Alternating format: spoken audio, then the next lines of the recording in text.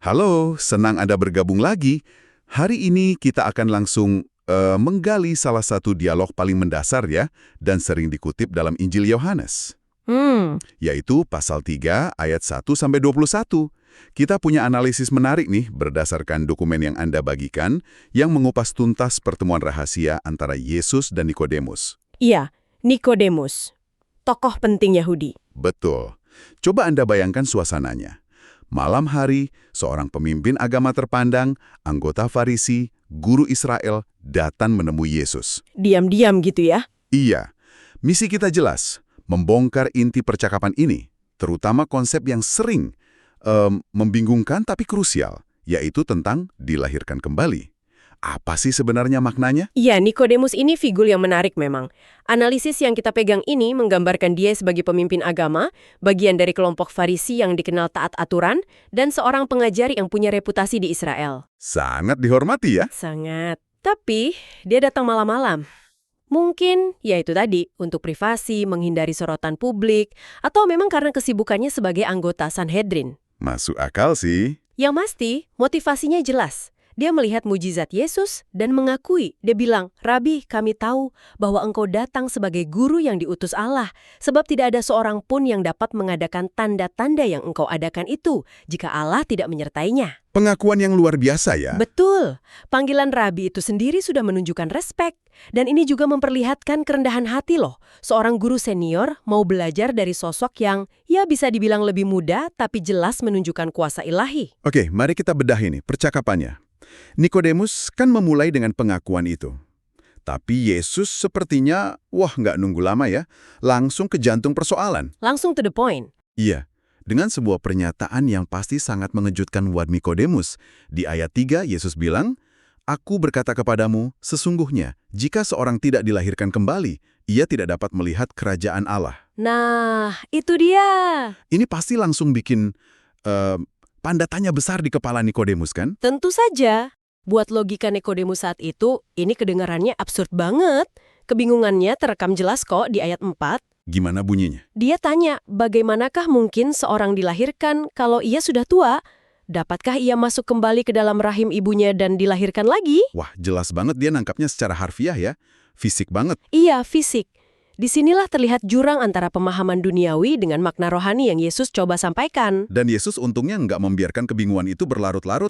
Di ayat 5, dia kasih klarifikasi penting. Gimana Yesus meluruskannya? Yesus menjelaskan lebih lanjut, sesungguhnya jika seorang tidak dilahirkan dari air dan roh, ia tidak dapat masuk ke dalam kerajaan Allah. Diulang lagi ya, tapi ada tambahan. Betul.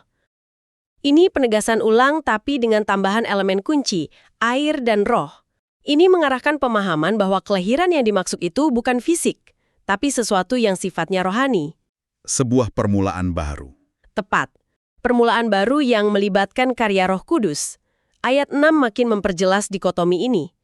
Apa yang dilahirkan dari daging adalah daging, dan apa yang dilahirkan dari roh adalah roh. Jadi jelas ya, ada dua realitas kelahiran yang beda banget. Beda secara fundamental. Lalu Yesus pakai analogi alam yang sangat puitis ya, di ayat 8, tentang angin. Gimana gambaran angin ini bantu kita memahami kelahiran dari roh? Analogi angin ini cerdas sekali menurut saya. Untuk menjelaskan sesuatu yang gak kelihatan, tapi dampaknya nyata. Yesus bilang, angin bertiup kemana ia mau dan engkau mendengar bunyinya, tetapi engkau tidak tahu dari mana ia datang atau kemana ia pergi. Demikianlah halnya dengan tiap-tiap orang yang lahir dari roh. Maksudnya, karya Roh Kudus dalam melahirkan seseorang kembali itu ya seperti angin. Kita bisa rasakan, tapi nggak bisa kontrol gitu ya. Persis, kita bisa merasakan hembusannya, mendengar desauannya, artinya melihat efeknya dalam hidup seseorang, tapi kita nggak bisa mengontrol dari mana datangnya atau kemana perginya. Prosesnya, cara kerjanya itu misterius, di luar kendali dan pemahaman penuh manusia. Tapi hasilnya nyata. Hasilnya nyata, itu intinya. Namun Yesus sepertinya sedikit menyentil Nikodemus nih ya, mengingat posisinya sebagai pengajar terkemuka. Ada teguran halus di sana. Betul. Di ayat 10, ada pertanyaan retoris yang cukup tajam ya. Engkau adalah pengajar Israel, dan engkau tidak mengerti hal-hal itu. Wah. Ini bukan untuk mempermalukan ya, tapi mungkin lebih untuk menyadarkan Nikodemus dan kita juga tentang keterbatasan pemahaman manusia, bahkan bagi seorang ahli kitab sekalipun. Terutama saat berhadapan dengan realitas kerajaan Allah. Benar, Yesus lalu kontraskan di ayat 12 antara pemahaman tentang hal-hal duniawi yang Yesus ajarkan lewat perumpamaan dan tanda dengan hal-hal sorgawi. Seperti asal-usul ilahinya, karya roh. Betul, dan rencana keselamatan. Yesus seolah bilang, kalau yang duniawi saja sulit kalian pahami, bagaimana dengan yang sorgawi? Kontras yang menarik. Dan untuk membantu Nikodemus memahami hal sorgawi ini, Yesus kemudian merujuk pada sebuah peristiwa ikonik dalam sejarah Israel. Sesuatu yang pasti Nikodemus sangat familiar. Dari perjanjian lama ya? Iya, kisah ular tembaga di padang gurun, ini di ayat 14. Iya, sebuah referensi yang sangat relevan. Yesus mengingatkan pada kisah di kitab Bilangan. Waktu itu, bangsa Israel dihukum karena dosa dengan gigitan ular berbisa. Terus solusinya dari Tuhan? Musa disuruh buat ular tembaga, menaikkannya pada sebuah tiang. Siapa saja yang tergigit, lalu memandang ular tembaga itu, akan sembuh. Oke. Lalu paralelnya. Yesus menarik paralel langsung di ayat 14-15. Dan sama seperti Musa meninggikan ular di padang gurun, demikian juga anak manusia harus ditinggikan. Ditinggikan, ini merujuk ke salib ya? Jelas sekali, merujuk pada penyaliban Yesus nantinya. Lalu lanjutannya, supaya setiap orang yang percaya kepadanya beroleh hidup yang kekal. Jadi kuncinya percaya. Betul, kata kunci di sini adalah ditinggikan, menunjuk pada salib, dan percaya. Sebagaimana memandang ular tembaga bawa kesembuhan fisik, memandang dengan iman kepada anak manusia yang ditinggikan, Yesus di kayu salib membawa kesembuhan rohani. Dan hidup yang kekal. Dan hidup kekal. Fokusnya bergeser dari ritual fisik, yaitu memandang, ke respons iman, percaya. Nah, dari sini percakapan mengalir ke salah satu ayat paling terkenal mungkin di seluruh Alkitab ya. Sering disebut miniatur Injil. Kita sampai di Yohanes 3 ayat 16. Ayat emas. Bisa dibacakan lagi mungkin, dan kita ulas inti pesannya berdasarkan analisis kita? Tentu saja, Yohanes 3 ayat 16. Karena begitu besar kasih Allah akan dunia ini, sehingga ia telah mengaruniakan anaknya yang tunggal, supaya setiap orang yang percaya kepadanya tidak binasa, melainkan beroleh hidup yang kekal. Luar biasa. Ayat ini menurut dokumen analisis kita, merangkum inti dari kabar baik. Ada dua hal fundamental terungkap di sini. Pertama, motivasi Allah. Apa itu? Kasih-Nya yang tak terhingga pada dunia ini. Bukan cuma Israel ya, tapi seluruh dunia. Seluruh umat manusia yang terhilang dalam dosa. Kedua, manifestasi kasih itu adalah tindakannya. Mengaruniakan anaknya yang tunggal, Yesus Kristus. Dan respon yang diperlukan untuk menerima anugerah hidup kekal ini adalah apa? Percaya pada anak itu. Sederhana tapi sangat mendalam ya. Betul sekali. Pesan yang luar biasa kuat. Dan penting juga nih, kita lihat ayat 17 yang langsung mengikuti. Karena ini meluruskan potensi kesalahpahaman tentang tujuan kedatangan Yesus. Tepat sekali. Ayat 17 menegaskan, sebab Allah mengutus anaknya ke dalam dunia bukan untuk menghakimi dunia, melainkan untuk menyelamatkannya oleh Dia. Jadi misi utamanya bukan menghukum. Bukan, misi primer Yesus datang pertama kali bukanlah untuk menghukum, tapi untuk menawarkan jalan keselamatan. Ini penting untuk dipahami. Tapi, ini bukan berarti nggak ada konsep penghukuman sama sekali, kan? Bagaimana ayat 18 dan 19 menjelaskan hal ini menurut pemahaman dari sumber kita? Apakah ini semacam keputusan arbitrer gitu dari Allah? Nah, ini menarik. Analisis yang kita lihat menjelaskan bahwa penghukuman dalam konteks Yohanes 3 ini bukan tindakan aktif Allah menjatuhkan vonis saat itu juga, tapi lebih sebagai, gimana ya, konsekuensi logis dari pilihan manusia sendiri. Oh, konsekuensi pilihan. Iya, ayat 18 bilang, barang siapa percaya kepadanya, ia tidak akan dihukum. Barang siapa tidak percaya, ia telah berada di bawah hukuman. Telah berada. Jadi kondisi saat ini ya? Betul. Kondisi saat ini bagi mereka yang menolak percaya, kenapa? Ayat 19 kasih alasannya. Dan inilah hukuman itu. Terang telah datang ke dalam dunia, tetapi manusia lebih menyukai kegelapan daripada terang, sebab perbuatan-perbuatan mereka jahat. Jadi hukumannya itu kondisi memilih tetap dalam kegelapan. Persis. memilih tetap dalam dosa, dalam penolakan terhadap Allah, padahal terang, Yesus, kebenaran, keselamatan, sudah datang menawarkan jalan keluar. Jadi ini bukan Allah yang sewenang-wenang, tapi manusianya yang menolak tawaran kasih-Nya. Ini membawa kita pada kontras yang sangat jelas di ayat 20 dan 21, tentang bagaimana orang merespon datangnya terang itu. Benar sekali.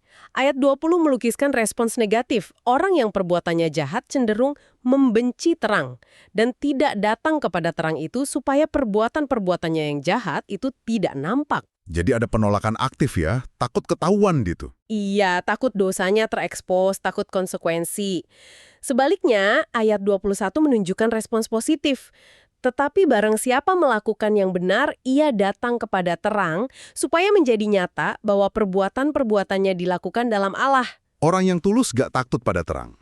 Justru datang kepada terang. Yeah. Mereka ingin hidupnya diperiksa oleh terang itu. Karena mereka tahu atau berharap sumber perbuatan baik mereka adalah Allah sendiri. Ini menyiratkan keterbukaan dan transformasi. Konsep datang kepada terang ini membawa kita kembali ke inti pesan Yesus di awal, perlunya dilahirkan kembali. Nah, dokumen analisis kita ini menggali lebih dalam apa sebenarnya makna transformasi ini, dan juga apa yang bukan termasuk kelahiran baru. Ini penting diluruskan nih. Ya, analisis ini menekankan beberapa poin krusial biar kita nggak salah paham atau punya pemahaman dangkal. Pertama, kelahiran baru itu bukan sekedar soal identitas agama formal, misalnya menjadi Kristen. Buktinya Yesus ngomong ini ke Nikodemus ya, seorang pemuka agama. Betul, seorang Farisi yang sangat taat. Kedua, ini juga bukan hanya soal aktivitas atau pelayanan rohani. Ketiga, bukan sekedar mengadopsi perilaku luar yang baik atau pakai jargon-jargon rohani. Kayak ngomong shalom, haleluya gitu ya. Iya, itu semua bisa saja dilakukan tanpa perubahan hati yang sejati. Kelahiran baru intinya adalah sebuah transformasi batiniah, fundamental dan radikal, yang hanya bisa dikerjakan oleh Roh Kudus di dalam diri seseorang. Kalau begitu, gimana proses terjadinya kelahiran baru ini? Seperti yang diuraikan dalam materi kita, apa langkah-langkah konkretnya? Dokumen ini merujuk pada ayat lain di Yohanes, yaitu 1 ayat 12 sebagai kuncinya.